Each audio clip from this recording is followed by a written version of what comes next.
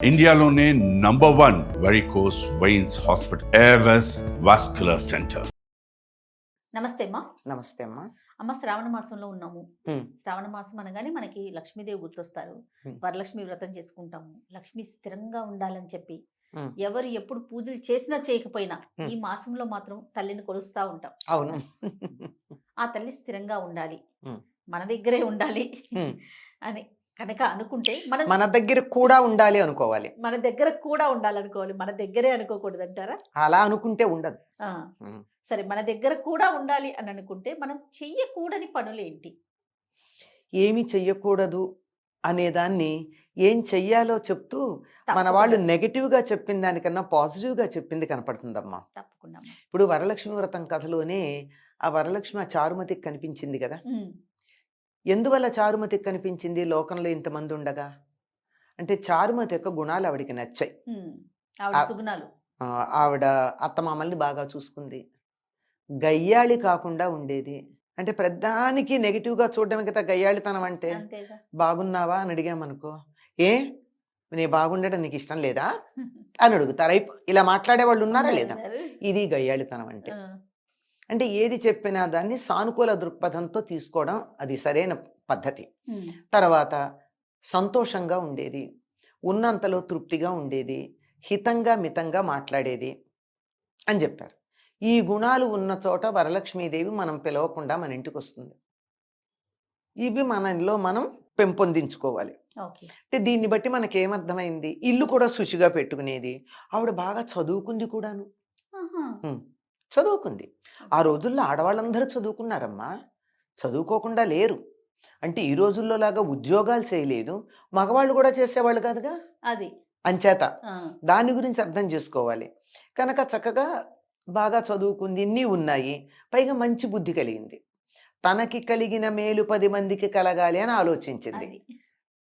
అదే కన్నా మీ ప్రశ్న నా దగ్గరే ఉండాలని కాదు, నా దగ్గర కూడా ఉండాలి అనుకున్నప్పుడు, ఎందుకంటే లక్ష్మీదేవి చెంచల.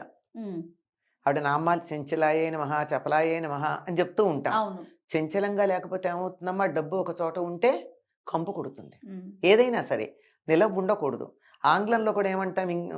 ధనాన్ని కరెన్సీ అంటాం. అంటే ప్రవహించేది. ఒక చోట ఉంటే దానికి విలువ లేదు. బీరువాల్లో దాచుకుంటే ఏమవుతుందమ్మా? అంతకుముందు 1000 రూపాయల నోట్లలాగా అయిపోతుంది. అంతే కదా. ఇప్పుడు మరి 2000, 500 కూడా అలా అవుతాయేమో మనకి తెలియదు. వాడుకుంటూ ఉంటే ఉపయోగంగా ఉంటాయి. కనుక కదులుతూ ఉండాలి, తిరుగుతూ ఉండాలి, ఉపయోగపడుతూ ఉండాలి. అలా ఉండేటట్టుగా చేసినప్పుడు మాత్రం లక్ష్మి స్థిరంగా ఉంటుందమ్మా. లక్ష్మి అంటే డబ్బు మాత్రమే కాదు కదా, అన్ని రకాల సంపదలు లక్ష్మి. ఆరోగ్యం ఉండాలి, సంతానం ఉండాలి. అందుకే అష్టలక్ష్ముల గురించి చెప్పారు. చేత అన్ని లక్ష్ములు గనక అందులో ఉన్నట్టయితే సంతానలక్ష్మి, విద్యాలక్ష్మి, ధనలక్ష్మి, ధాన్యలక్ష్మి, ధైర్యలక్ష్మి, విజయలక్ష్మి, ఇవన్నీ కూడా సంపదలే మనకి. ఇవన్నీ ఉండాలి అంటే ఏం ఉండాలంటే అవన్నీ నాకే ఉండాలి అనుకోకూడదు, 10 మందికి పంచాలనుకోవాలి. ఉన్నదాంతో తృప్తి పడాలి. ఇవాళ నా దగ్గర ఉన్నదానికి నేను తృప్తి పడకుండా ఇంకోటి కావాలని తాపత్రయపడుతూ ఉంటే దీన్ని అనుభవించటం మానేశాను కదా నేను. అంతేగా. రేపటి గురించి ఆలోచిస్తే వాళ్ళని కోల్పోకూడదుగా. అది అంటే అట్లా ఎక్కడికెక్కడ ఖర్చు పెట్టేసి రేపటికి అలా ఖాళీ చేసేసేమని చెప్పట్లేదు. దాని గురించి వర్రీ కావద్దని చెప్పడం. బాధపడద్దు, చింతపడవద్దు. ఎంతవరకు కావాలో అంతవరకే వినియోగించుకుంటూ సంతోషంగా హాయిగా ఉండాలి. ఇలా ఉండాలని చెప్తారు. ఇలా ఉండాలి అంటే దీనికి మౌలికంగా కావాల్సింది లక్ష్మీదేవి తాను ఉంటానని చెప్పినటువంటి ప్రదేశాలను మనం గమనించుకుంటే అర్థమవుతుంది. ఆవిడేం చెప్పింది? తను ఉంటానని చెప్పిన ప్రదేశాల్లో కొన్ని చెప్తాను నేను. ఒకటి ఏమిటంటే, శుచిగా ఉన్న చోట ఉంటానంది ఆవిడ. శుచిగా అంటే పరిసరాలు శుచిగా ఉండాలి, ఇల్లు శుచిగా ఉండాలి, ఇంటి చుట్టూ కూడా శుచిగా ఉండాలి. నా ఇల్లు బాగా పెట్టుకున్నాను కానీ నా ఇంట్లోకి రావడానికి మురుగులోంచి రావాలంటే ఎవరు వస్తారమ్మా? కనుక పరిసరాలు శుచిగా ఉండాలి, ఇల్లు శుచిగా ఉండాలి, నా ఒళ్ళు శుచిగా ఉండాలి, అన్నిటినీ మించి నా మనసు శుచిగా ఉండాలి. ఇవి 4 శుచిగా కనుకున్నట్టయితే లక్ష్మీదేవి రావడానికి సిద్ధపడుతుంది. మిమ్మల్ని నేను మా ఇంటికి పిలిచాను, కానీ మా ఇంట్లో కుర్చీల నిండా విప్పిన బట్టలు, తడి టవల్స్ ఏవేవో ఉన్నాయి. రండి రండి అన్నాను. వచ్చి ఏం చేస్తారమ్మా? అలా చేతులు కట్టుకొని ఓ నిమిషం నిలబడి వెళ్ళొస్తానమ్మా అంటారు. కానీ నేను చాలా ఆహ్లాదకరంగా ఇంటిని పెట్టి మీరు వచ్చి కూర్చొనేటి అబ్బా కూర్చుంటే బాగుండు అనిపించేట్టుగా నేను పెట్టగలిగాను అనుకోండి, వచ్చి కూర్చుంటారు. అంతేగా, అంతే కదా. అవునమ్మా. ఒకవేళ వెళ్ళినా మళ్ళీ వస్తారు ఈ ఇంట్లో బాగుంది అని. కొంతమంది ఇళ్ళకి వెడితే మళ్ళీ వెళ్ళాలనిపిస్తుంది, కొంతమంది ఇళ్ళకి వెడితే అబ్బా ఎప్పుడు బయటపడదామా అనిపిస్తుంది. ఎప్పుడు బయటపడదామా అనిపించడం ఎందుకు అనిపిస్తుంది అంటే ఇంట్లో నెగిటివ్ ఫీలింగ్స్ ఉంటే ఉంటుంది. నెగిటివ్ ఫీలింగ్స్ దేనివల్ల వస్తాయి? కోపము, చికాకు, అసూయ, ఈర్ష్య, ఇవన్నీ ఉన్న చోట నా మనసులోంచే వస్తాయి కదా అవన్నీను. నేను ఎవరినన్నా మిమ్మల్ని చూసి అబ్బా జయ ఎంత బాగుందో అని అనుకున్నాను అనుకో, అంటే ఎంత బాగుందో అని ముచ్చటపడ్డం వేరు, ఎంత బాగుందో అని నేను ఈర్ష్యపడడం వేరు. నేను ఈర్ష్యపడితే వెంటనే నాలోంచి నెగిటివ్ ఫీలింగ్స్ వస్తాయి.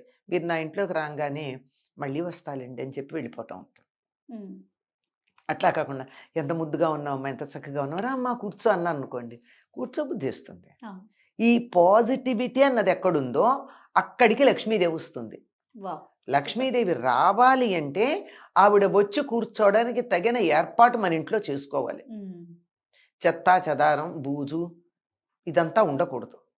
శుచిగా ఉండాలి, హాయిగా ప్రశాంతంగా ఉండాలి.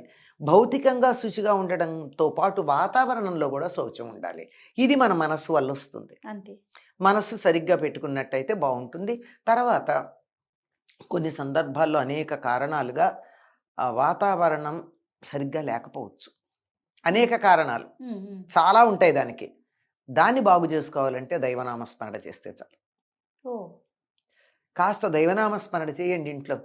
చేస్తే మన ప్రమేయం లేకుండా ఇంట్లో చేరినటువంటి నెగిటివిటీ, ఎవరో వచ్చారు కొంతమంది ఎంత నెగిటివ్గా ఉంటారంటే వాళ్ళు వచ్చేళ్ళాక ఒక గంట దాకా మనం కూడా ప్రశాంతంగా ఉన్నాం కదా. అవునమ్మా. మరి అట్లాంటివి చాలా ఉంటాయి, ఒకటి కాదు, ఉదాహరణకి చెప్పా. అట్లాంటి నెగిటివిటీ ఏదన్నా ఇంట్లోకి ప్రవేశిస్తే కూడా దైవనామస్మరణ చేయడం వల్ల ఆ నెగిటివిటీ పోతుంది. అప్పుడు లక్ష్మి స్థిరంగా ఉంటుంది. అంటే గుర్తుపెట్టుకోండి, ఇల్లు శుచిగా ఉంచుకోండి, ఒళ్ళు శుచిగా ఉంచుకోండి, మనసు బాగా ఉంచుకోండి, నవ్వుతూ ఉండండి. నవ్వుతూ ఉన్న ఇంట్లోకి వస్తుంది ఆవిడ. దెబ్బలాడుకునే ఇంట్లోకి రాదు, వాళ్ళ అక్కగా వస్తారు. ఆవిడ వచ్చేస్తుంది. ఎవరైనా దెబ్బలాడు ఇంట్లో ఎప్పుడు తగాదా పడుతూ ఉంటారు అనుకో, ఆ ఇంట్లోకి హాయిగా వచ్చేస్తుంది. అంతే, అది చూస్తుంది అనమాట నాకు తగిన ప్రదేశం ఎక్కడా అని. అందుకని అటువంటి పనులు చెయ్యకూడదు అని చెప్తూ ఉంటారు. ఇంకా జ్యేష్ఠాదేవి ఎక్కడుంటుందో చెప్తూ ఉంటారన్నమాట. లక్ష్మీదేవి ఉండే చోట ఆవిడ ఉండదు కదా. ధర్మరాజు అరణ్యవాసానికి బయలుదేరినప్పుడు జ్యేష్ఠాదేవి బాధపడుతుందిట, నేను ఉండడానికి తగిన వాతావరణం లేదేనే ధర్మరాజు దగ్గరికి ఎట్లా వెడతాను అని. చేటలో పళ్ళను చెరపడే రాజు, కట్టి విడిచిన బట్ట కట్టడే రాజు, ఆడి విడిచిన నీటి నాడనే రాజు. అంటే ఆయన ఈ పనులు ఎప్పుడు చేయలేదు కదా, నేను ఆయన దగ్గరికి ఎట్లా పెడతాను అంటే ఇవన్నీ లక్ష్మి ఉండే స్థానాలు. కట్టి విడిచిన బట్ట కట్టడు, ఒకసారి కట్టి వదిలేసినటువంటి బట్ట మళ్ళీ కట్టడు. ఒకళ్ళు స్నానం చేసి వదిలేసిన నీళ్లతో మళ్ళీ స్నానం చేయడం, అక్కడ పోసి పెట్టినటువంటి చాటలో పోసిన పళ్ళని చెడగొట్టడు, అంటే ఒకళ్ళకి ఇవ్వడానికి పెట్టినటువంటివి. ఇలా ఒక పట్టిక చెప్తారంటే ఇవన్నీ కూడా లక్ష్మీదేవి ఉండేటటువంటి స్థలాలు. అందుకని జ్యేష్ఠాదేవిని రాలేనమ్మా అంటుందన్నమాట అక్కడికి. అది కాబట్టి ఇలా మనం జాగ్రత్తగా ఉంటే జాగ్రత్త. శుచి అన్నిటికన్నా ప్రధానం అమ్మ. ఇవాళ అవన్నీ చేయలేకపోవచ్చు, కానీ మనం హాయిగా శుచిగా ఉందాం, మానసికంగా శారీరకంగా ఇంటి పరంగా శుచిగా ఉందాము. ఎవరి గురించి చెడు ఆలోచించద్దు, నవ్వుతూ ఉందాం, ఉన్నంతలో తృప్తి పడదాం. అది చాలా ముఖ్యం చారుమతి కథలో లాగా. అంతేకాకుండా ఇతరులు బాగుండాలని కోరుకుందాం, అందరూ బాగుండాలని కోరుకుందాం. అప్పుడు లక్ష్మీదేవి మన ఇంట్లో నువ్వు రామ్మా అని పిలవకపోయినా వచ్చి కూర్చుంటుంది. చాలా సంతోషం అమ్మా. నమస్తే. నమస్తే అమ్మా.